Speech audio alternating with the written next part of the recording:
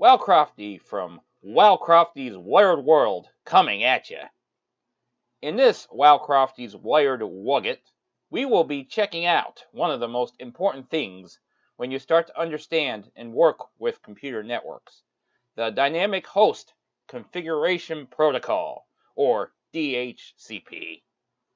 Stay tuned to learn a little about DHCP and why it is so necessary in our IT world.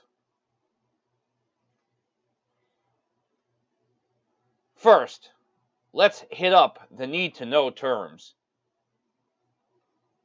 A network is more than one device, whatever that may be, that can talk to each other in order to send files, transfer your messages, etc.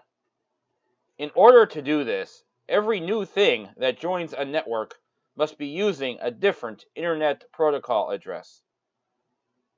This number, as that's what it is essentially, identifies each device on the network, just as a mailing address signifies how mail is sorted and delivered.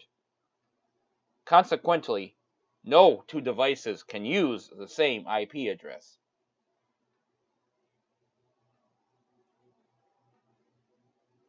There are two ways in which devices can get an IP address: statically and dynamically.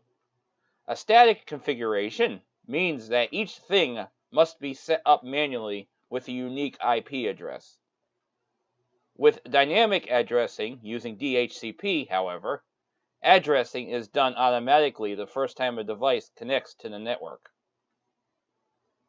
So, which would you prefer?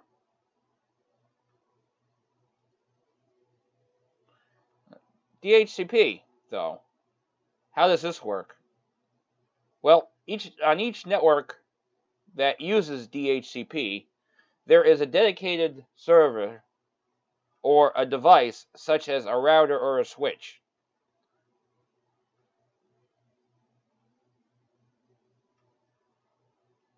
So, that's all for now. If you have any questions about DHCP, I will be releasing an entire video devoted to it soon, so be sure to look out for that.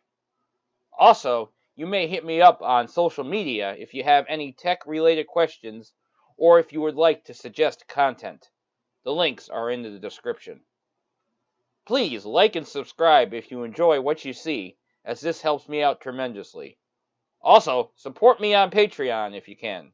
For just $2 a month, you can help me create bigger and better content, and you will receive access to exclusive perks.